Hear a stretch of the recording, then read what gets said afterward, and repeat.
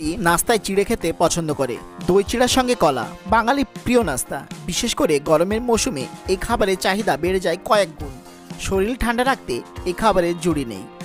শুধু দুধ ও চিনির সঙ্গে মিশিয়ে খাওয়া যায় এই খাবার, যা খেলে অল্পতেই পেট ভরে উঠবে। স্বাদও দারুণ। বিশেষ করে শহর অঞ্চলের চাইতে গ্রামের দিকে এই নাস্তাটা বেশি প্রচলিত। তো আসসালামু আলাইকুম বন্ধুরা, কেমন আছো? আশা করি ভালো আছে। টিঙ্কু হাসান ইউটিউব চ্যানেলের পক্ষ থেকে আমি তোমাদের সকলকে স্বাগত জানাই। দেখো আমার পিছনে একটা চিড়া মিল, আমি সেই চিড়া মিলে রিভিউ করার জন্য আজকে এসেছি। চিড়া মিলটা ডোমকল থানার অন্তর্গত রমনা শেখপাড়া গ্রামে জনপ্রিয় চিড়া মিল, যেটা অনেক পুরনো একটা চিড়া মিল। সেই চিড়া মিলে আমি আজকে বিষয়টা দেখাবো, কিভাবে চিড়া বানানো হয় এবং কতজন কারিগর আছে, কি কি মেশিন বা তারা ব্যবহার করে থাকে। আমরা যে চিড়াটা কিনে খাই বাজার থেকে, সেটা কিভাবে তৈরি হয় সেটা আমাদের জানা কিন্তু খুব প্রয়োজন বন্ধুরা। তো চলো আমরা কাছে যাই এবং দেখাই তোমাদেরকে কিভাবে চিড়াগুলো তৈরি করা হচ্ছে। প্রচুর পরিমাণে কাঠের গুঁড়ো সংগ্রহ করে রাখা আছে উনুন জ্বালানোর জন্য। সেটাকে আবার রোদ্রে ভালোভাবে শুকিয়ে নিতে হবে। তো দেখো এখানে কিন্তু সেই গুঁড়োটাকে এবার উনুনে দেওয়ার জন্য একটা মেশিন তৈরি করা আছে, যেটা অটোমেটিক সিস্টেম। অটোমেটিক আস্তে আস্তে গুঁড়োগুলো উনুনের ভিতরে যাবে এবং জ্বলা শুরু করবে। তার জন্য কিন্তু দেখো মেশিনের উপরে এই গুঁড়োগুলোকে দেওয়া হচ্ছে। এবার তোমাদেরকে প্রসেসটা দেখাই কিভাবে গুঁড়োটা আস্তে আস্তে উনুনের ভিতরে যাচ্ছে। তার জন্য আমি জাস্ট এই পাশে এখন আসব। তো দেখো বন্ধুরা, এই দেখো এইটা কিন্তু সেই মেশিন যার উপর কিন্তু চালন লাগানো আছে, অর্থাৎ নেট লাগানো আছে। এই নেটের উপর কিন্তু গুঁড়ো দেওয়া আছে, যে গুঁড়োগুলো কিন্তু আস্তে আস্তে দেখো মেশিনের মারফত কিন্তু উনুনের ভিতরে প্রবেশ করছে এবং সেটা কিন্তু জ্বলছে।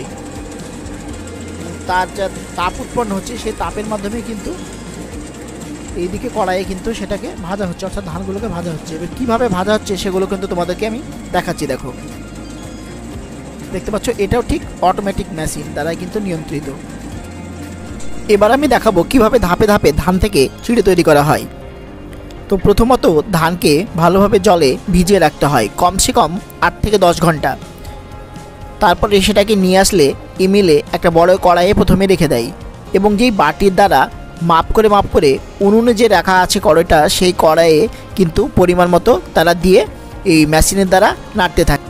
ধানগুলো ভালোভাবে নাড়া হয়ে গেলে সেটাকে কিন্তু আর একটা মানে ছ্যাঁকনার সাহায্যে, অর্থাৎ চালনের সাহায্যে সেটাকে কিন্তু ভালোভাবে ছেঁকে ফেলা হয়। দেখো এবার কিন্তু ওটাকে মানে এক কথায় ধানগুলোকে তুলে নিচ্ছে এবং সে একটা জালের ওপর রাখছে, অর্থাৎ নেটের ওপর রেখে সেটাকে কিন্তু ভালোভাবে বালিগুলোকে ছেঁকে ফেলা হচ্ছে। দেখো কি সুন্দরভাবে, কিন্তু প্রথমে হাত দেওয়া যাচ্ছে না, কারণ প্রচণ্ড তাপ, এই বালিগুলো তেতে আছে, ধানগুলো প্রচণ্ড গরম হয়ে গেছে। তাই হাত না দিয়ে সেটাকে কিন্তু একটা কাঠির সাহায্যে মানে কি বলবো, বালিগুলোকে ফেলে দেওয়া হচ্ছে। এবার দেখো সুন্দরভাবে কিন্তু বালিগুলোকে চেলে ফেলা হলো। এবার কিন্তু মূল মেশিনে নিয়ে যাওয়ার পালা। তো চলো বন্ধুরা দেখি আমরা যাই।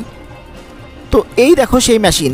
এই মেশিনে কিন্তু সঠিকভাবে খুব তাড়াহুড়ো করা যাবে না, খুব আস্তে সুস্তে কিন্তু এই মেশিনে ওই উত্তপ্ত ধানগুলোকে কিন্তু ঢেলে দিতে হবে। তো দেখো সুদক্ষ মিস্ত্রির দ্বারা কিন্তু আস্তে সুস্তে সেগুলো ঢেলে দিল এবং দেখো কত সুন্দরভাবে কিন্তু আস্তে আস্তে চিড়েই পরিণত হচ্ছে ধানগুলো। যারা প্রথম দেখছো এই চিড়ে তৈরি, তারা অবশ্যই কমেন্ট করে জানিও কেমন লাগলো এই ভিডিওটি।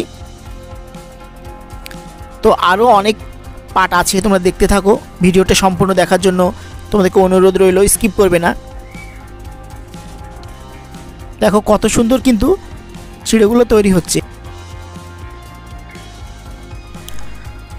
তো যাই হোক বন্ধুরা, দেখো 5 মিনিটের মধ্যে দেখো আমাদের ধানগুলো সম্পূর্ণভাবে চিড়েতে কিন্তু পরিণত হয়ে গেল। কত সুন্দর দেখতে হয়েছে দেখো, তোমাদেরকে একদম কাছ থেকে দেখাচ্ছি কত সুন্দর এবং ঝকঝকে পরিষ্কার হয়েছে দেখো। তো যাই হোক বন্ধুরা, এবার আমরা চিড়ে মালিকের সঙ্গে কথা বলবো। তো ভিউয়ার্স, আমরা এখন সেই মালিককে পেয়েছি, যে চিড়ে মিলের মালিক কর্ণধার। তার সঙ্গে আমরা এখন কথা বলবো এবং জানবো মিলটা কতদিনের পুরনো এবং কীভাবেই বা এই মিলের কাছে আসতে হবে। তো বিষয়টা তার কাছে যায় এবং আমরা জানার চেষ্টা করি। মিলটা 2004 সালে তৈরি হয়েছে। আমরা 2004 সালে তৈরি করছি, এবার 20 বছর পূর্ণ হলো।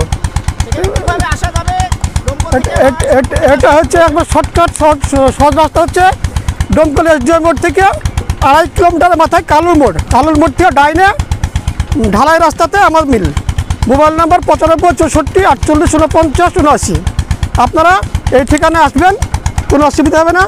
এবং আপনাদের 20 বছরের অভিজ্ঞতা সম্পন্ন মিস্ত্রি দিয়ে আমরা কাজ করাচ্ছি এবং মানে কোয়ালিটি অন্যান্য মিলের চেয়ে আশা করছি ভালো হবে। মানুষ জানে, মানুষের ভালোবাসাটা 20 বছর পূর্ণ করলাম। আফতারুল শেখ।